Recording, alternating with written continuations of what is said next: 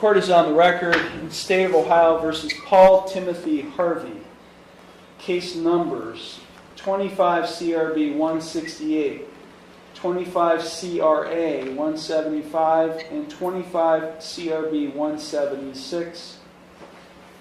Mr. Harvey was arrested and he is appearing at this initial appearance hearing by way of video from the Conneaut City Jail.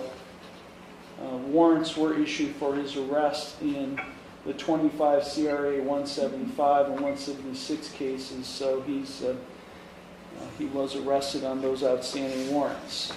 He is without counsel. This hearing is being recorded utilizing whereby.com. Okay, Mr. Harvey, there have been several criminal charges filed against you. There's another case, 25 CRB 197, that I failed to address. So you've got 4 cases, 6 charges that have been filed against you in 4 cases. Have you received copies of all of those complaints? Yes, sir. Okay, I'm going to read you your rights, so please pay attention to the rights I'm about to read to you. You do have a right to be informed of and understand the nature and the elements of the charges filed against you. You also have a right to know the potential penalties that could be imposed. So I'm going to take these cases, of the oldest case first to the newest case. The oldest case in 25 CRB 168 has 2 charges. The first charge is misdemeanor theft. That is a first degree misdemeanor. If convicted of this offense, you face a maximum 6 months in jail and a maximum fine of $1,000. Do you understand the potential maximums if convicted of that charge? Yes. The second charge is criminal damaging or endangering. That is a second degree misdemeanor. If convicted of this offense, you face a maximum of 90 days in jail and a maximum fine of $750 plus costs. Do you understand the maximums on that charge? Yes. In case number 25 CRA 175, you are charged with 1 count of burglary. That is a second degree felony. If convicted of this offense, you face a minimum 2 years up to a maximum 8 years in prison and a maximum fine of $15,000. Also, if you are convicted and receive a prison sentence in this case, and are released from prison, you would be subject to post-release control of up to 3 years. Do you understand the maximum potential penalties you face on that charge? Yes. The accompanying case to that felony case, 25 CRB 176, has 2 charges. You're charged first with criminal damaging or endangering. That is a second degree misdemeanor. If convicted of this offense, you face a maximum 90 days in jail and a maximum fine of $750 plus costs. Do you understand the maximums on that charge? Yes. The second charge is menacing. That is a 4th degree misdemeanor. If convicted of this charge, you face a maximum 30 days in jail and a maximum fine of $250 plus costs. Do you understand the maximums on that charge? Yes. Finally, in case number 25 CRB 197, you are charged with 1 count of violation of a protection order. That is a 1st degree misdemeanor. If convicted of this offense, you face a maximum 6 months in jail and a maximum fine of $1,000. Do you understand the maximum potential penalties you face on that charge? Yes. You have a right to remain silent and not to say anything during this hearing that might incriminate yourself. Any statement you make could be used against you. You also have a right to a trial to the court. Because you are charged with offenses that carry a possible jail or prison sentence, you do also have a right to a jury trial, provided that you timely file with the court a written demand for a jury trial. At trial, you have the right to confront and ask questions of any witnesses who would testify against you. You also have a right to use the court process to secure the attendance of any witness who you would want to testify on your behalf. At trial, you have the right to be proven guilty beyond a reasonable doubt and a right not to testify. You also have a right to have an attorney represent you in these cases, and because you are charged with offenses that carry a possible jail or prison sentence, you do have a right to court-appointed counsel and to have a lawyer assigned to represent you only if you cannot afford one. If you do qualify for court-appointed counsel, there is a $25 application fee and a $50 cost reimbursement assessment for misdemeanors and a $100 cost reimbursement assessment for felonies. You also have a right to a continuance of this initial appearance hearing in order to retain the services of your own attorney or to consult with your own lawyer. If you are convicted of any or all of these charges or any related offenses, you have a right to appeal the conviction or sentence. That must be done within 30 days of the conviction, and you would be entitled to a court-appointed attorney in the Court of Appeals if you receive a jail or prison sentence and cannot afford a lawyer. Now, if you plead not guilty or enter no plea to any or all of these charges, I will set your case or cases for further proceedings after today, and I will set a bond. A bond is set by the court to ensure your appearance at all future proceedings as well as to protect public safety. And today you have the right to a reasonable bond. If you are not a citizen of the United States, you are hereby advised that conviction of the offense to which you could be pleading guilty or no contest may have the consequences of deportation, exclusion from admission to the United States, or denial of naturalization pursuant to the laws of the United States. Now, Mr. Harvey, you are appearing before Conneaut Municipal Court.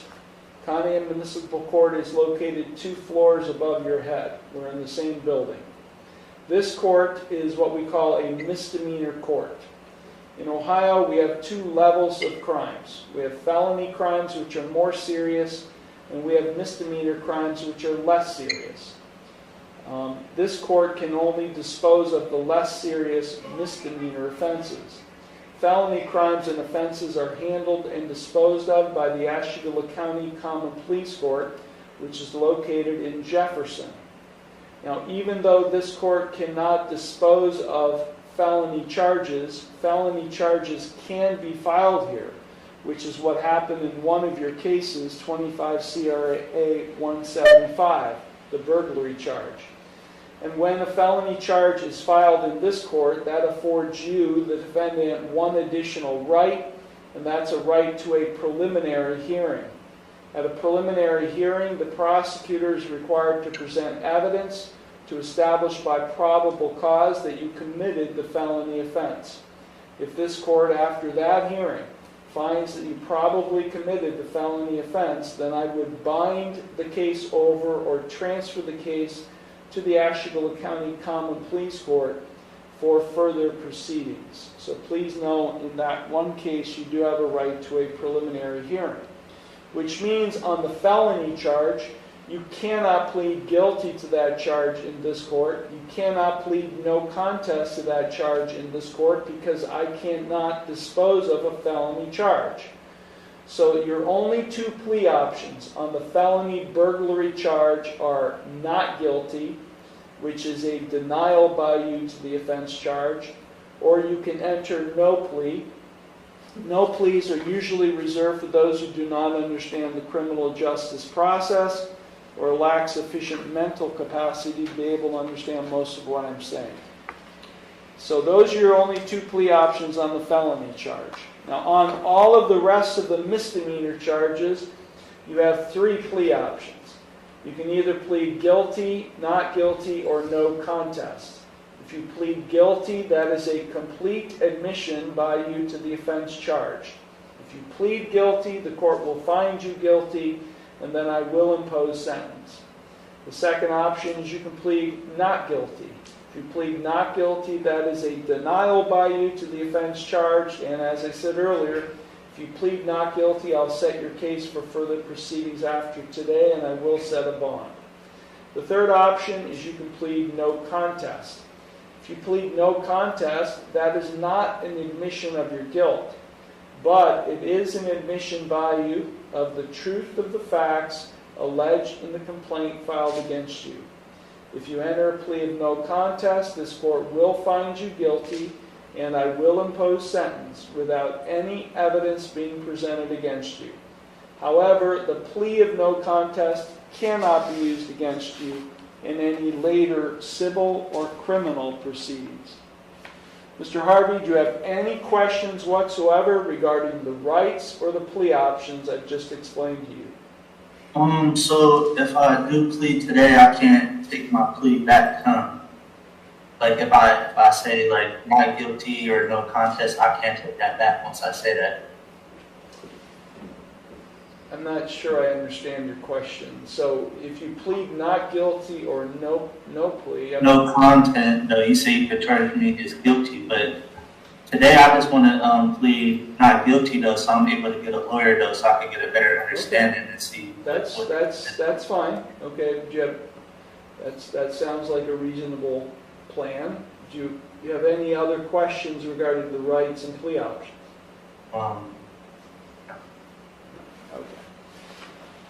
Okay, we're going to start with 25 CRB 168 to the charge of misdemeanor theft, a first-degree misdemeanor. How do you plead?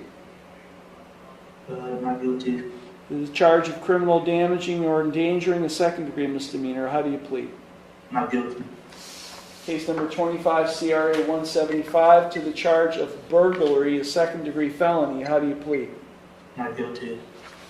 25 CRB 176 to the charge of criminal damaging or endangering, a second-degree misdemeanor. How do you plead? Not guilty. Charge of menacing, a fourth-degree misdemeanor. How do you plead? Not guilty.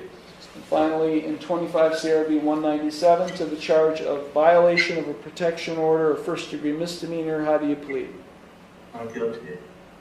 Court will accept your not guilty pleas to all charges in all these cases. Are you asking the court to consider appointing an attorney to represent you? If I could, I would like to get my own attorney, though. I would pay for a lawyer. Well, I do have in the file, the court received a financial disclosure form in all of these cases. Apparently the public defender's office was in communication with you and had you completed a financial disclosure form to determine whether you qualified for court-appointed counsel. Are you asking me to consider appointing an attorney to represent you? Yeah, because I asked them about that, though. I didn't understand. Like, they said I could get a lawyer, so, like, I didn't have time to get a lawyer. I didn't even know I had court, or else I would have already had court this. And it's all these charges, though, so I feel like I should get an actual paid lawyer. Well, you certainly have the right to do that, Mr. Harvey, but based on the information contained in the financial disclosure affidavit, do you have a full-time job, part-time job? Yeah, I do. I ain't tell them. I got an Amish. I make like $1,500 a week. You what? So I said I got the Amish. You work for the Amish? Yeah, I drive that. I make like $1,500 a week, so I could afford a lawyer. So why would you tell them you only made $1,000 a month on this financial disclosure form? Cause she literally told me she wasn't gonna look into it, though, and I don't know, that's what she told me. So I wasn't gonna use the public defender's office anyways, though. I was gonna get a real lawyer, and I told them that on the phone that I wanted to get a real lawyer. I don't feel like the public defender's office is gonna be able to do anything for me because, let's say, one of these charges are in me, so I would like to get a lawyer. Well, here's what I'm going to do. You certainly have a right to get a lawyer and to retain your own attorney. Yeah. And certainly you have a right to do that, but I'm not going to allow you to show up at the next hearing without a lawyer. No, I'll get a lawyer. So based on the information contained in the financial disclosure affidavit, I'm going to appoint the public defender's office to represent you for purposes of the next hearing only, which would be for purposes of the preliminary hearing and pretrial conferences in these cases. So if I get a lawyer in the meantime, though, how does that The work? lawyer knows what to do, Mr. Harvey. The lawyer knows if you retain an attorney, the lawyer knows to substitute him or herself for your public defender, okay? Okay. So nothing's prohibiting you from getting another attorney Right. at your own expense. Okay? Okay, now I'm going to address the issue of bond. In case number 25 CRB 168, the law director has submitted a written bond recommendation asking that bond be set in the amount of $5,000 personal recognizance. The allegations are that on May 25th, 2025 in Kingsville Township, the defendant stole Emily Salih's keys and damaged her license plate, and asking that that you be ordered to have no contact with Emily Salih while this case is pending. In 25 CRA 175, the law director submitted a bond recommendation asking that bond be set, this is the felony case, in the amount of $100,000 cash surety 10%. The allegations are that on May 25th, 2025, the defendant forcefully trespassed into the residence of Emily Salih, 602 Harbor Street, destroyed numerous items in the kitchen, and threatened physical harm to Kendall Lewis, who was present, and is asking me to order you to have no contact with Emily Salih, Kendall Lewis, and to remain off the premises at 602 Harbor Street while this case is pending. In 25 CRB 176, this is the accompanying case to the felony case, where the bond recommendation that I just stated on the felony case is the same. And then in 25 CRB 197, the law director is asking me to set bond in the amount of $50,000 cash or surety.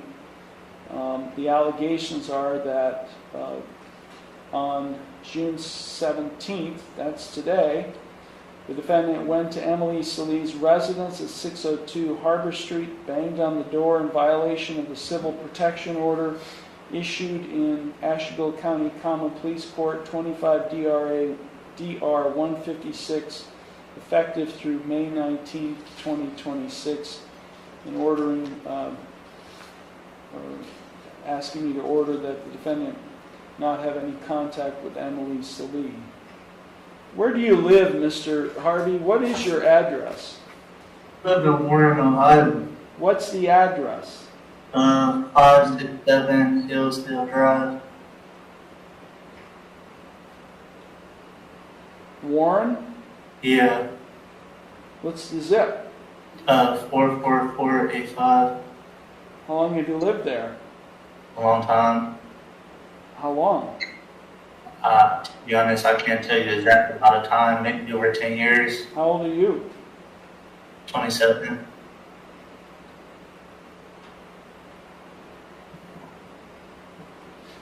Do you live in Conneaut? Do you have any connection to Conneaut?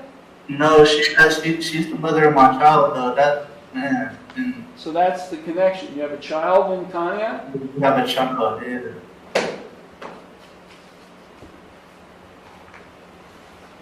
Don't say anything. Don't say anything that might incriminate yourself. Yeah, these are serious charges, very serious. I'm going to start with the felony. Case number 25 CRA 175. I'll set this case for a preliminary hearing in the very near future. $75,000 cash surety, 10%. Defendant is ordered not to consume or possess alcohol or drugs. He is subject to random chemical testing by probation and law enforcement. He's ordered to have no contact whatsoever, direct or indirect, with Emily Salih. and Kendall Lewis.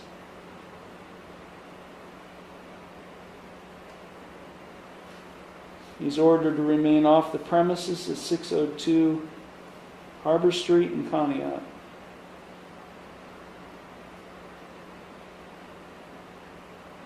We'll set this case for a preliminary hearing in the very near future. The accompanying case, 25 CRB 176.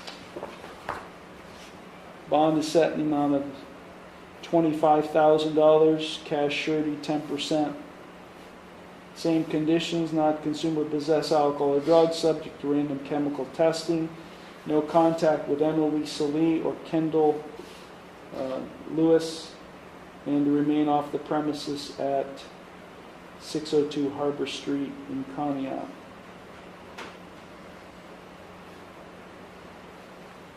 Set this case for a pretrial conference, same date and time.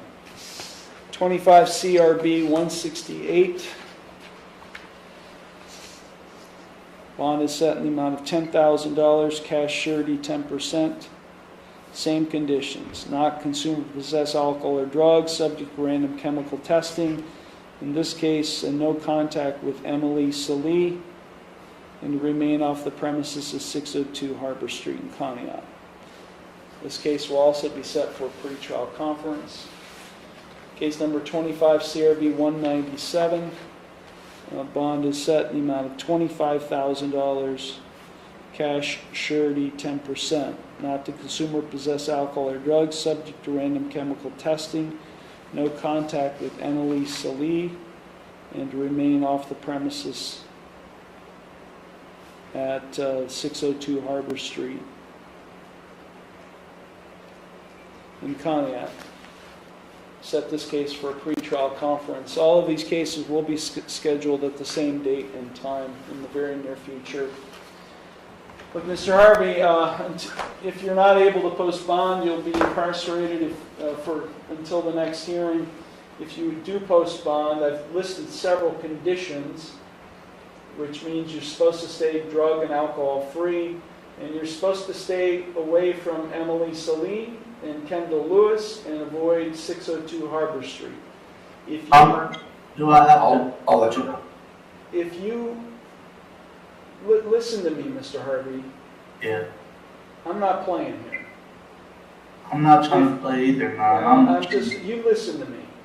Oh. If you post bond and you're released from jail and you fail to come to court when you're supposed to, or if you attempt in any way, shape, or form to have contact with Emily Salee or Kendall Lewis or 602 Harbor Street in Conneaut, or if you fail to remain drug and alcohol free, I'll revoke your bond, I'll get all that money that you posted, I'll forfeit it, and